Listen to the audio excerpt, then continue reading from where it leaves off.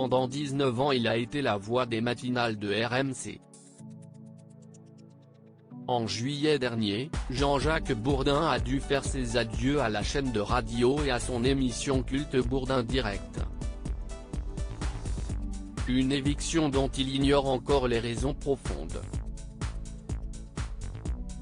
Ce dimanche 7 mars, il est revenu sur ce départ difficile et sur cette décision qu'il qualifie d'injuste dans les colonnes du JDD. J'ai été profondément affecté dans la mesure où je pense avoir très largement contribué au succès non seulement de RMC, mais également à celui de chaînes de télévision qui m'ont emboîté le pas, a-t-il confié.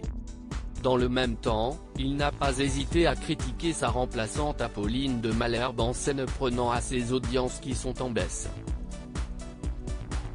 S'il ne veut surtout pas accabler celle qui lui a succédé, il pointe du doigt la stratégie employée par RMC aux antipodes des valeurs de la chaîne. RMC a toujours été une radio populaire, proche de l'auditeur, loin de l'entre-soi parisien. Et je ne souhaite pas qu'elle s'égare, a-t-il affirmé avant d'ajouter, cet éloignement explique sans doute les chiffres actuels.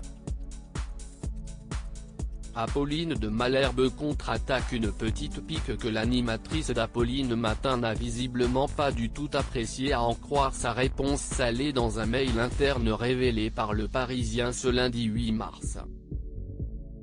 En colère, elle s'est indignée en évoquant des déclarations misérables et pleines de ressentiment. Certes, nous n'imaginions pas de sa part des encouragements. Mais j'espérais pour nous tous au moins le respect du maillot RMC, le respect du collectif, et un minimum d'honnêteté, a-t-elle regretté.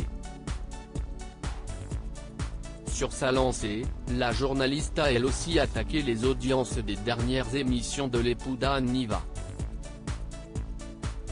Apolline de Malherbe affirme que la matinale de Jean-Jacques Bourdin s'effondrait et que les audiences de son interview de 8h35 continuent d'ailleurs encore aujourd'hui à chuter sur l'antenne, davantage que ne baisse la tranche 6h35.